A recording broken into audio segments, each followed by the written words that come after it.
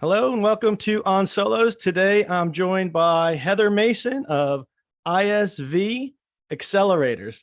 This is really exciting. Welcome, Heather. This is the first time we've met and talking, and you're already on the podcast. Nothing could go wrong, right? Nothing could go wrong, right? No, and it's good that we kind of have an informal format here because a lot of solos we work out of our houses. We're informal. We get to know each other, and it's a lot of fun. I have been having a lot of fun doing it the time I've been working solo. But the big question I have for you is like, how did you find OnSolos? Because like I saw you on the counter. I'm like, oh my God, I'm excited. I don't know who Heather is. She's a Salesforce expert. Was it a LinkedIn post? How did you find it?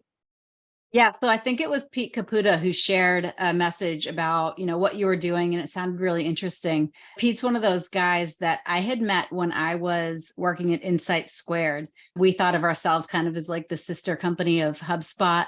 And Peter was gracious enough to give me some tips and advice and, a little bit of an informal mentoring session when I was getting our partner program up and running. So ever since then, I have this like diehard loyalty to Pete, and I don't even think he knows it. But if he posts something and I can help support it, then I'm going to do that. And then I saw what he was posting about, and I was like, wow, that sounds like a really cool podcast idea. So I want to be part of that. And then I saw the invite on my calendar pop up like, hey, cool, we're going to record. And I was like, all right, here we go. Yeah, is he going to contact me beforehand? Yeah. I'm going to get a note. No, I'm going to wait, and he's going to surprise me and to get me off guard and, just fly by the handle. But we've had fun doing that. We've had some great casual conversations. Pete, I interviewed already, and he was a great interview. He was just walking around his living room just answering the questions. We had a good time. But I've known Pete for a long time, and it's interesting that you met him at your former job. And were you running the partner program there? What were you doing there?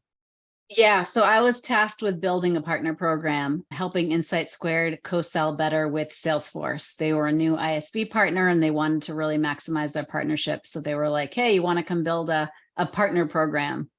And what made them like come to you for that? Was it like, were you doing anything before that related, or?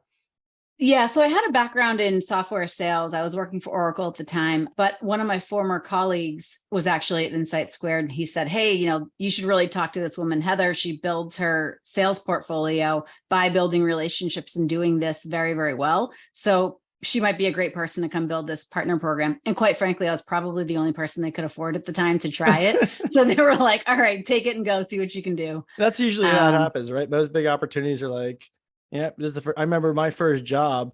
I got the job. I was like, oh man, this is a great job I got. I was a marketing analyst. And within 2 weeks, I got a pay raise. I'm like, oh my God, they love me. I'm like, why did I get a pay raise? I said, well, you were below the minimum pay for this level position. So we gave you a raise, right? So, but that was good. It was a great opportunity, and I learned a lot. It wasn't like it was a low level job. It was a higher level job, but I was right out of school, and it was a fantastic opportunity. So, It sounds like you did well there, and you helped build that program.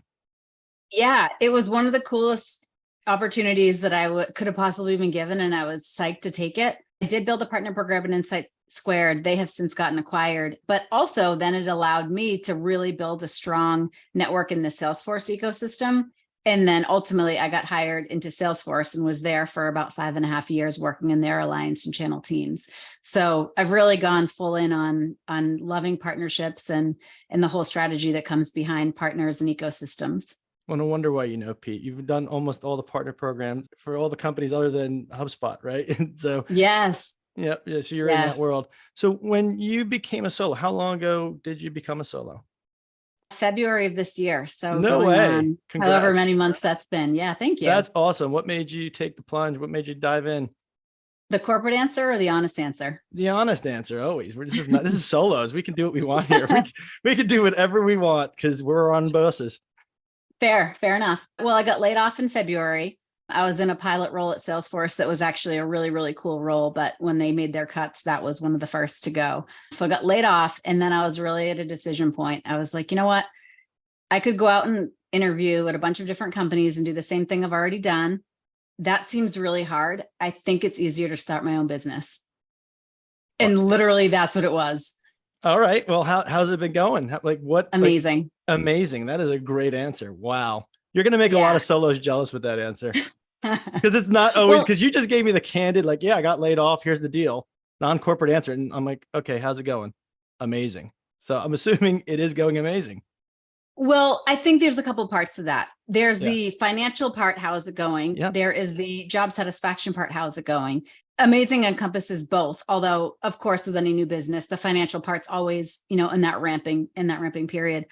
But I think what made it such an easy transition and feel good so soon is that it's not all that far outside of what I've done historically. So I've got a strong network and a strong referral source, which makes the customer acquisition part of it much, much easier. So I think anybody who's making a leap into something completely outside of their wheelhouse is maybe not going to have the same answer as A I little have. harder, But right? Like, yeah.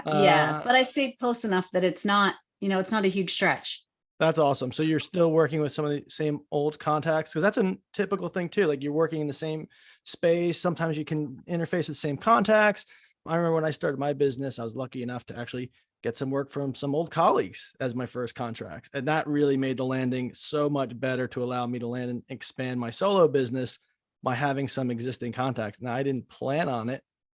I just got lucky when I started making phone calls. But when Yep. you have that industry business and that industry knowledge and a good solution and the right people Yeah. to help, it works out.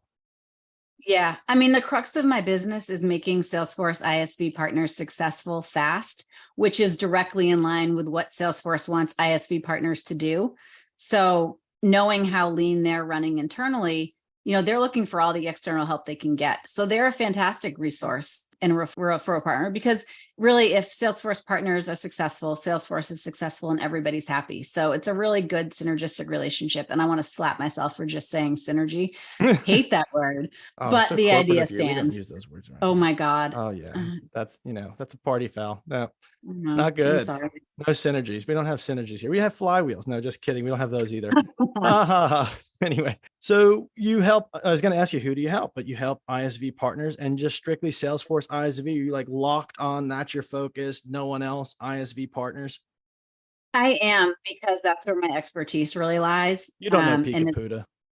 I'm joking. yeah. That's Pete's thing. Focus, focus, focus. That's like the dream answer You for have Pete. I only help these people.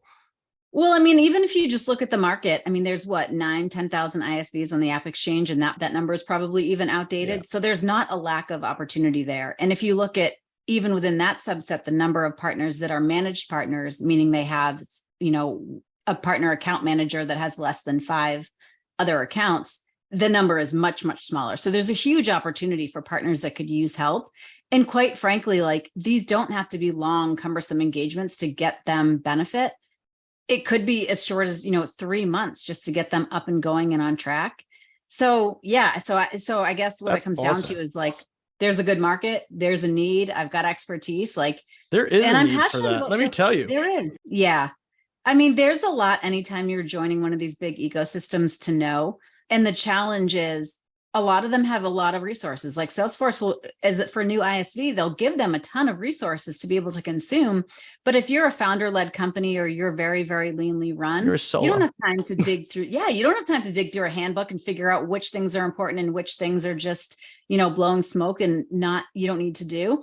And until you start producing enough revenue to get on the radar, you don't have a managed partner account manager. So Yes. with my experience being a managed partner account manager for 2 of Salesforce's top partners, like, I know what good partners do well. I know how they get there, and I can help these startups really prioritize how to cut through the clutter, do what's impactful, don't do what's not, and That's really so grow their smart. business quickly. That is so smart. It's Salesforce so should fun. thank you. They should be paying you too. I'm only saying this because I agree. let me tell you what, and no, and this is not thing. I'm a solo. And, I think the part of this is, respectfully, there's a little bit of give them hell. Cause I think sometimes when companies get too big, I'm not saying you have to join me in that, but part of my thing is, like, it helps the companies to know when they should be helping people out in the ecosystem. It does. Because if we're just too quiet, too meek, everyone can lose sometimes. And what you're doing is a great service to Salesforce. And it's a great thing that you have a great working relationship. I see the Salesforce logo right near your shoulder. It's All 8 of amazing. them. The trailhead blazer, all that, it's great. And it's great that, we don't always have the best experiences with former companies. There could be a room for improvement. And somebody might hear this and say, oh, geez, maybe I should help HubSpot partners. Or, hey, Heather helps me as an ISV. I Totally. didn't know that was out there. I've been struggling. I haven't heard the reps. So honest discussions, unfortunately they can get a little uncomfortable, but they typically lead to change. Well, I think the other part of it too is it's not necessarily the fault of the Salesforces or the HubSpots. That's I mean, right. we all know how much pressure they're under from their boards. I mean, you can see on the Totally. news about Salesforce pressure and new investors coming in. And really what it comes down to is all software companies are driving for scale and they're driving for automation. How can we do more with less? How can we automate things and drop things into a process or a flywheel, if you will? Which is great for like bottom line metrics. Oh, we can do so much more and touch so many more people. But at the end of the day, you've got to balance that with some level of personalization. And the big companies do not have investors that care about that piece of it. So that opens markets for people like me who are like, you know what? I want to hold somebody's hand. I want to help them and I want to personalize this. And no, I cannot make a flywheel business out of this. I cannot take on 50 clients. And I'm okay with that. You're not looking to do that. No. And if I need to, then we can talk about, hiring more people or 1099ing, or even better, which is why I'm excited about this podcast, is how can I find people that can take on pieces of my projects that I don't want to do? I'm not a marketing expert, but if I find somebody who's like got their own marketing agency that wants to run drip campaigns for one of the clients that I'm running, that can improve my service by partnering with somebody else in your community. So that is why I'm excited about this. Oh my God. Thank you. Yes, me too. You're welcome. And it is one of those things that, should be awesome. And I think like, especially coming from a partner background, you've run partner programs, you are helping partners, you know how to like cooperatively work with businesses that are alongside you, maybe sometimes even competitors, people who do the same thing, yes. Right? Isn't that a great thing? Pete, drop Pete's name again, since he's common contact. You had a lot of conversations. I have as well. He recently mentioned on his podcast, even they're talking about solos, right? When HubSpot was smaller. Paul Roetzer, who's a big name in the HubSpot world. Bob Ruffalo from Impact. All the biggest HubSpot partners are people Pete would sit with one-on-one when they were solos early on. And granted, it grew into a big company, but to your point, when they get really big like that, it's good. People can buy shares in it. We can all participate. It offers more opportunities to more people. But rather than the solos get lost in the crowd, someone like you, Heather, can come in and take that role of a Pete, or Heather at her last position in a partner program, and come to a very under-resourced, or maybe it's not the focus, right? But a company that doesn't have the resources to accommodate solos, and have them grow to the level into that next company, if they so choose, to be in that sweet spot of the current partner program or current thing they have going. Absolutely. Yeah. Yeah. So that was a big thing Pete said. And I think that's why it's important for solos not to be overlooked. Right. It's one of those things, because they, and that's the balance that's really tough for these larger companies, is like, as they grow and scale, who gets left behind in the way. Right. And so you gotta make sure that there's a room at the table for that future growth. Yeah. And I think for companies that are concerned about using a solo, I mean, I can understand all the reasons that there might be concerns, but I think if you look at the flip side of that too, the benefit of working with a solo is the fact that they can really give you a bit more of a bespoke solution than if you're working with a giant company. I don't have anybody to answer to. If a client needs something and I think I can provide that value, I don't have to run it up the chain and see if I can provide that service. I provide the service if I have the expertise. And I think you're that's like a Judge Dredd, right? You just kind of, you can make the decision, do the apprehend, you can just do it all, just cut out all the bureaucracy along the way. Yeah. Or I know somebody in my network that does do that, and I can give a personal referral. I know, the founder of one of the customers that I'm working with now, she's like, I have 15 things on my to-do list and they're all important. If I can help her accelerate making decisions in 2 or 3 of those areas, that has value. It's not me doing it, but I can very well say I've worked with this person on this and this person on this, check them out, and automatically it saves her time and gets things off her checklist. So when you're growing, so that's a great topic to cover, is the lead flow and all of that. Because when you're a solo, I don't know if you're familiar with Max Trailer, but Max helps solos who are consultants with their operations and growing their business. Yeah. He recently posted something about the balance of time he has in marketing, sales, and actually doing the work in his business. And he's very good at, using different assistant groups and things like that to balance out his workload. But for you, as you're on your solo journey right now, What is the balance of workload? Have you figured out the optimal ratio of like going out and prospecting, going out and meeting new people, finding new people you help, and selling with the actual workload of doing the work? As you continue to grow and take it on more, because you said there's that balance of financial and like lifestyle, and we want to Yeah. maximize both. And that is Yeah. a trick. So the short term, what I said is I'm not going to worry about growing my business until I've done an initial engagement with at least 3 clients, because that's going to give me enough comfort and stability to know that I have a strong initial offering. And then from there, once I've gotten through those 3, then I'm going to spend time really, really growing the business and sourcing prospects outside of what are already just coming inbound. So in the short term, I don't have a lead flow, new client problem. I have let's make sure that the resources are codified. It's it's proving the theory that I thought, and it's actually working. So I'm really spending maybe 10% of time on my business right now, and 90% of the time making my clients successful in these initial engagements successful. So you say 10% of your business, that's like just operations, sales, marketing, all that. The other 90% is like success for your clients right now. Yep. All right. And so, of course, as I start to work through these clients, that's going to need to shift to probably more of like a 75-25. I'll need to invest more in growing the business side and, getting the operations done and all the rest of the stuff that comes along with it. But in the short term, almost all my time is spent making my clients successful. So someone also in the network of solos is Carol Mahoney, and Carol Mahoney is releasing a book called Buyer First. And her goal right now, and she's also working as a DataBox partner in the Benchmark Group. And she's doing a lot of work helping solos do sales. She's a sales coach and expert, but she's helping the solos learn to sell. And I think that's a way the community does come together, because she's been through the ropes for years, and she's working with a ton of people who are solos and consulting businesses, et cetera, who are going out and selling right now. But let's talk about specifically, you're talking about those first few clients.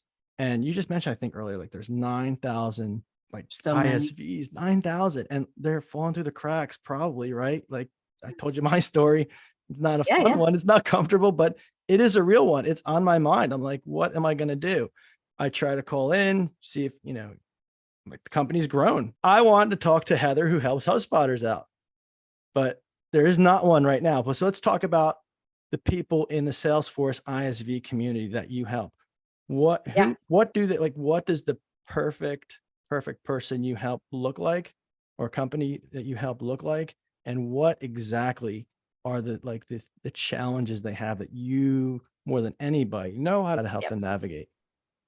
So the ideal customer is a high potential Salesforce ISV partner that's either founder-led, new company, early stage, seed, pre-seed, or a larger company who has decided to become a Salesforce partner. So either way, new to the ecosystem, high potential ISV partner. When I say high potential, I mean high potential for co-sell potential. There's a lot of ISVs that are in that mix that we talked about that wouldn't be a good fit, because maybe they're only using the Salesforce partnership for the technology piece of it or for the exposure piece of it, but they don't really have a good co-sell message. Where I can really help these ISV companies are the ones that have a true, strong value proposition that complements a Salesforce product, and together they can give a full solution to a customer. So a customer is not having to buy, Salesforce, Sales Cloud, and then 3 different apps to go along with it. We sell joint messages. So as long as the ISV complements the Salesforce product and we solve a real problem, those are the kind of ISV partners that tend to be most successful with my services. That's awesome. Where are you finding them to like hang out the most? Is it in like the Salesforce partner discussions, like the community boards they have there? Like, where are the people at? Because like sometimes people just aren't always in those things. And sometimes there's a lot of people in them, and there's the same old people. Sometimes they're on LinkedIn, and sometimes you might see them at conferences. And I think you're coming to a conference pretty soon, you said, or? Yeah. So is that where they hang out, at the conferences or other places? Where do you find them? That's a good question. I think so far, all of my clients have come from referrals from the Salesforce teams, whether generally it's the ISV side of the house that says, hey, we've got this really high potential partner.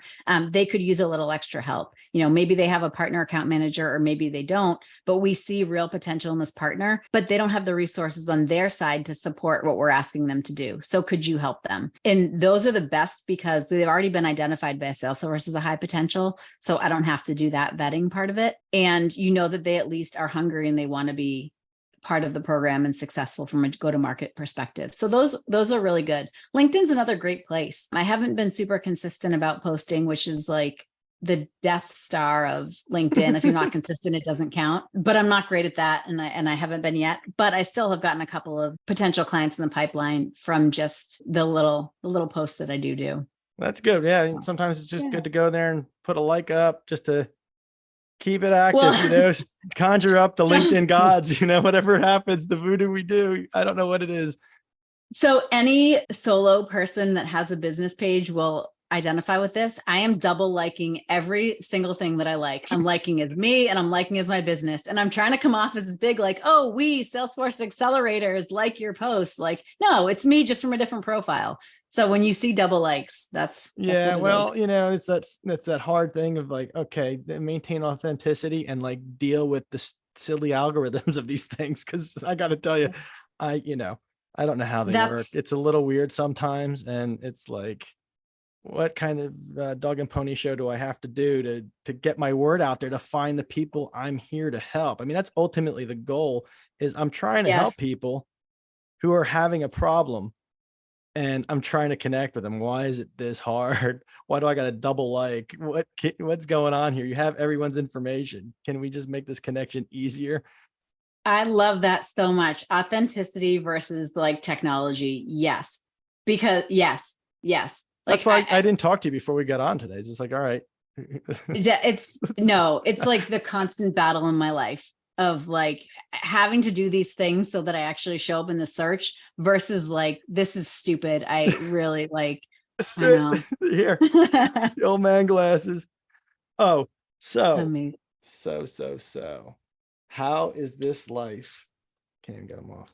How is this life different than the former life in the corporate world? What are the personal benefits, challenges, all of it? Like what's been going on this world versus the last? I will sum it up by saying, be careful what you wish for. I was always that employee that questioned everything, pushed back on everything. Why do I have to enter notes in the CRM? Why are we doing it this way? This is stupid. We should be doing something else. And like, I was really lucky in that I had a lot of good bosses that like put up with me because they knew that like, all right, we just have to get through this initial obstacle of her personality, and then she'd be a really good performer. So I don't know anybody like that myself. I'm sure you don't. No, I'm just kidding. Yes, no, I know. But anyways, yeah. So I was always one of those people that questioned everything, thought I had a better way of doing things, whatever. Now I'm at my own business and I'm like, great. Anything that goes wrong, I get to blame myself. Like I get to actually see if I did have a better way of doing it or if what I was doing was stupid and they were just trying to save me from myself.